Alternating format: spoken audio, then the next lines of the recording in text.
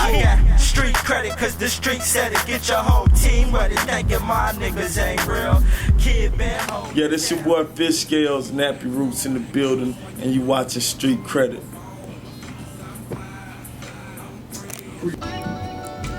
Alright, go ahead and introduce yourself. I'm sure everybody already know who you are, but It's your boy Fishscales, Nappy Root representative, the Georgia boy of the group. You know me, holding it down always, forever. Fishscales, that's what it is. Street Cred, baby, what up? what's happening? Tell us how you got started, man. Fishscales got started, man. Shit on. I've been rapping since 3rd grade. Just rapping at talent shows, rapping in ciphers, just imitating other MCs and whatnot. Then I got, make a long story short, man, I came to Kentucky on a basketball scholarship, and that worked out pretty good for me. But I ran into Skinny DeVille. That's where I met him, and we just met through mutual friends, and then we started developing, and the group Nappy Roots came together. And shit, it kind of like, that's how I met up with Nappy Roots, all the way from Georgia. And from there, man, it's been history, you know, selling records, making history in Kentucky.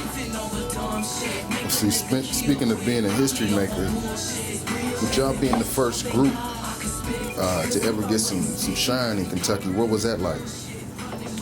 It's real, man, but I gotta be honest.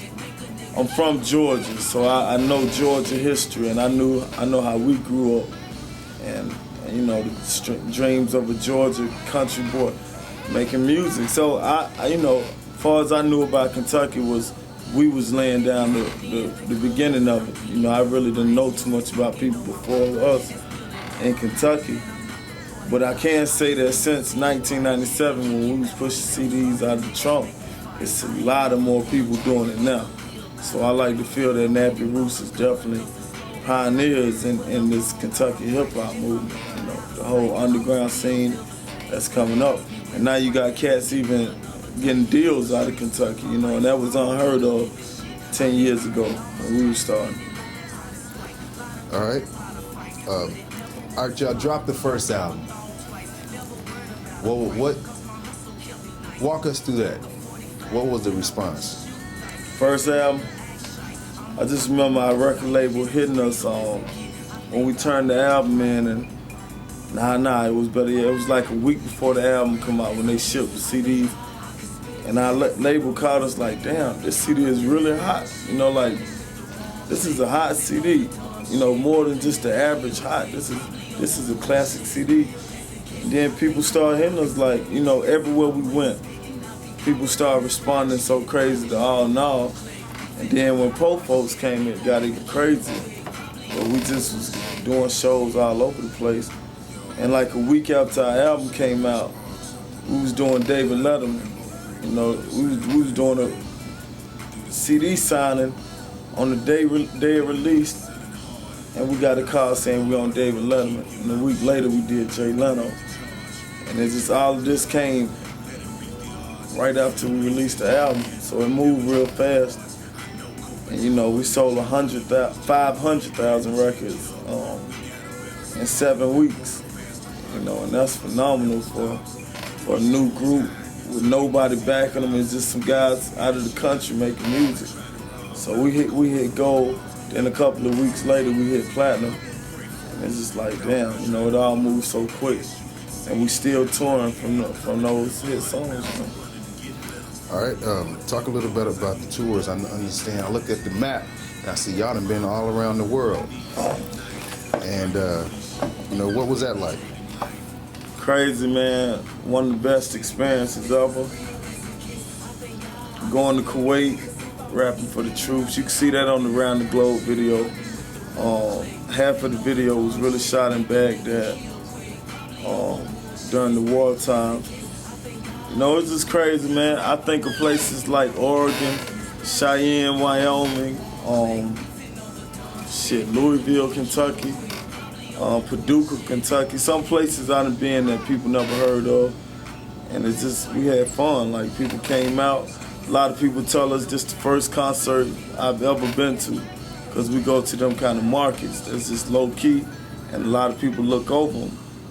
But the stuff we rap about, the story we tell is Nappy Roots. We speaking for these people in these rural areas, so we get to do a lot of shows in places nobody go. Sioux City, Iowa, we be in Idaho, Spokane, Washington. We go to these places doing shows. And so we see all kind of people, man. And to me, I love to travel. I don't have no kids. I get out and travel anytime.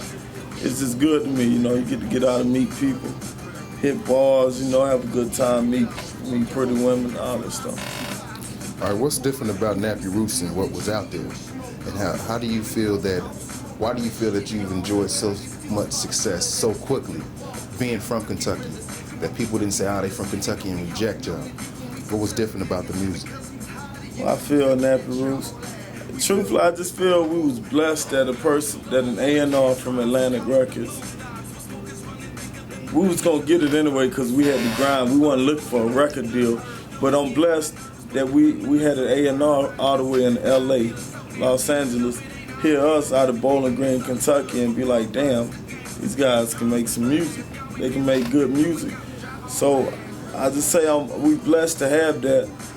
I think a lot of artists out now and back then have good music, but a lot of A&Rs look at it like it's gonna be here tonight, but it really ain't gonna be here tomorrow, and people see that in us, from the fans to the industry, realize that we not no one-hit wonders, we not no get it real quick type music, we not a fad. Our music is something that we want to be identified with as classic, We can be around. We still touring. We ain't put out an album in 3 years. We still out doing shows, so that we want to be labeled with longevity, Be one of them type groups. So I feel we do that different. Not to knock nobody, every part of hip hop is needed. I love the snap movement, love the gangster movement. I think every story needs to be told. But I'm just blessed that people see Nappy Roots as a classical rap group, And we've been blessed to be able to make that kind of music. All right, what's within the group? What do you bring? You yourself. What's different about you than how you blend into the rest of the group? I'm gonna let you hear it right here. Good. I keep it real simple, just like I should do it. Off in the hood. That's where I stood. Kentucky mud, leaning to the left, stomping on. Shout out to Jake Balls, we off the shotty ball. We say elbows, we talking body parts. We in the big something, we got a shit pumping. You on the 22s, like you did something. Now we're back at Newburgh. Nah, I'm the Georgia cat out the group. I'm the only one not from Kentucky. And I bring a different southern, Big V from southern Kentucky. So his south is different from Skinny DeVille, Be Still, Clutch, who's from Louisville, It's just different country, man. We all talk a little different. But me, as part of the group, I grew up on East Coast hip hop, man, so I love lyrical content. I love to hear people flow. But at the same time, I'm from the South, where we love to bounce. So I don't know, I kind of like the laid-back crunk sound of the group. Laid back, but still got that bounce. And you can hear it on the new Humdinger. That's what my flow is kind of like, laid-back crunk, you can call it that. All right, so now you dropped the album, went platinum. What changed for you, how did you change? What was different about you? Became a man. I bought some houses, man. I'm telling you, I took my money and went and bought some houses. And with that, I gained a lot of responsibility, man. Like, it's stuff on your shoulders where you can't just ride around and smoke and drink like you used to do all day with no purpose, We still kick it like on special occasions and when we got a reason to celebrate doing something big. But I just feel like, I became a man, you gotta slow down. all the pretty women on the road is nice, but you know you gotta take some responsibility in what you're doing. Even what we rap about. For me, I feel like I became a much better rapper after we sold music, after we sold a lot of music, because I kind of seen the world and I kind of seen what the industry like. Because you gotta, if you love to rap and that's cool, but once you get in the industry, the music business, man, it can make you jaded and not even like the music at all no more. You know, it can just really make you real jaded. So I learned to deal with the business and to still be creative at the same time. And I kind of learned that after we sold 2 million records. So that's why I can't wait to put the Humdinger out, to give the audience that full MC, you know, a business-minded MC who can still, after a show, come out in the crowd and cypher with everybody. It's all good. Speaking of some of the negative aspects of it, what are some of the things that stuck out in your mind as far as some of the negative vibes that you got, or the aspects of the other music business? Well, man, it's about selling records, selling something. Nowadays, it's ringtones. So some of the negative things I've seen in the industry is just like, you know, the politics of it, man. You know, it's hard to speak on it because I don't knock it too much no more. I don't knock the record industry no more because it's a business. You know, if you selling hot dogs, you selling chewing gum, whatever you selling, you got to be political because you're trying to maximize your money. You know, so I don't really knock the record industry. It's just you got to separate your love and you got to separate your business. You know, it's two different things. If I don't ever get another record deal, I'm still rap, you know. But I'm gonna do it for the love. But when I get a record deal and I'm working on that particular deal, it's about business and I gotta know how to separate that. But so negative aspects, I don't know. I guess you meet a lot of people and you lose a lot of people in this industry. So you're gonna go through a lot of friends, probably go through a lot of managers, lawyers, accountants, you know. They come and go in this industry. All right. What are some of the then what keeps you motivated to keep going with it, with all the negative vibe that's going on, and it keeps you outside of wanting to sell another 2 million records? What keeps me going through all that? Well, in my group, man, I just feel I'm on a team, and if I don't show up to practice, I ain't helping my team get better. So I get motivated like that. If I don't hold my ground for Nappy Roots, then Nappy Roots didn't get better. You know, so my brothers depend on me to come and to continue to get better at what I do. And I depend on them the same way. That's how we eat. All right, what's different about this album than others? This album, oh man, you're gonna hear Nappy Roots in the light you ain't really heard us in. You're gonna hear the struggle. The struggle is in there naturally. Because, you know, that's Nappy Roots was built on the struggle. And niggas been through some shit these past few years, you know. So the struggle is gonna be in the songs. But I think now you're gonna hear Nappy. You know, it's hard to explain, man. I feel like this is our best work, though. And I feel like we're better MCs all together, and we're more confident in what we want to say on the mic now. You know, we're more confident in what we stand for, and we older. We're not falling for, okay, this is what's hot right now on the radio. We're gonna make this for you. We need to put, because we want to put our album out. It's not like that. We chilling, waiting for the best situation for our album, and you know, we just making songs that we feel. And so I feel Humdinger, Nappy Roots' best album. It's kind of like if you put watermelon, chicken, and grits and wood and leather together, and this is what you get, Humdinger. All right. So what is it that you want ultimately out of the music game? I mean, you plan on branching off into something else? How long do you plan on making music? one thing I learned about the music business is that it is it's a kid's game. You know, we selling music to kids. So I eventually, you know, I want to get in a position where I go grab a kid and bring them up and help them become a great music recorder and be able to sell records. And of course, I benefit from that financially, you know, and I just go back and do that for a lot of people. Me personally, Fishscales, I got a group in Middle Georgia, down in Macon area, called the Stick Boys, you know, where I'm grabbing some cats from the hood, from the old town, from Milledgeville, and just bringing them up through the system, taking my knowledge of how we did it with Nappy Roots. Now I'm doing it with another group, and that's the position I want to take, to sit back and kind of manage or, you know, really consult other people and help them in this game. Got beats all day. MySpace.com/Fishscales, real simple, /Fishscales.